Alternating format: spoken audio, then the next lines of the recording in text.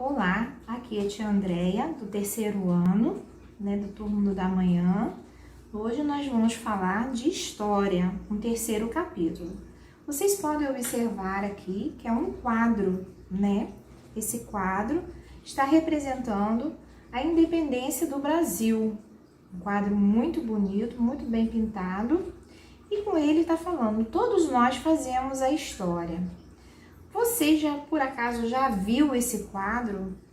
Vocês, de repente, já viram esta imagem em algum livro, essa pintura em algum livro, Quem é o personagem mais importante deste quadro aqui todo? Eu posso dizer para vocês que seria este aqui, que está erguendo a espada, que se chama Dom Pedro. Por que ele é tão importante nesse quadro aqui? Porque ele fez a história do Brasil, Aliás, todos esses aqui que estão pintados são importantes para a nossa história, São personagens importantes para a nossa história.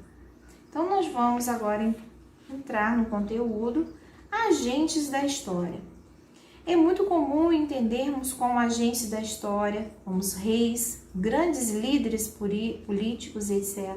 Mas você sabia que pessoas comuns também são responsáveis por grandes mudanças na história?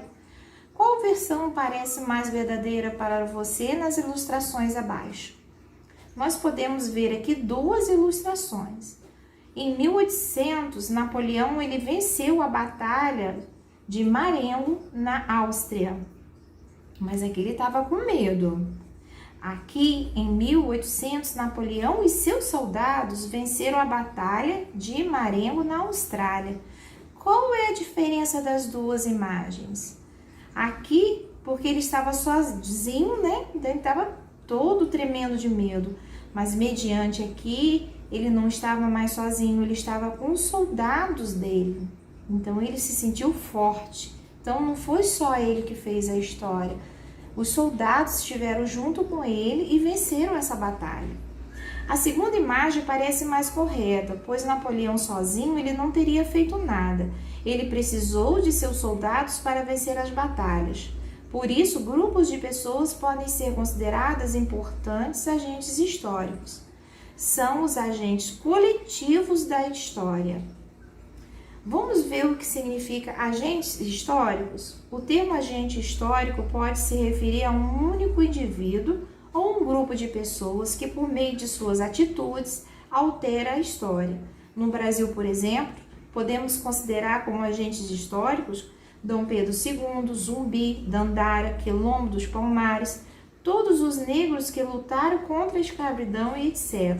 Enfim, todos que participaram de um fato histórico com um papel decisivo podem ser vistos como agentes históricos. Um fato histórico e seus vários agentes. Você já pensou que um mesmo fato pode ter vários agentes históricos e que todos esses agentes são responsáveis por esse fato? Nós podemos observar aqui nessa imagem que nós temos a princesa Isabel, que ela assinou o documento libertando os escravos.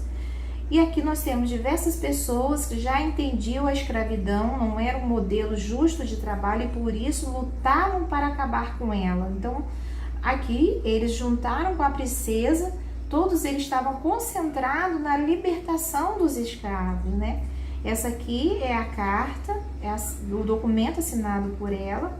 E aqui são os escravos, As pessoas escravizadas também foram agentes históricos no processo de abolição. Por isso, diversas vezes fugiram, lutaram e resistiram ao trabalho do escravo.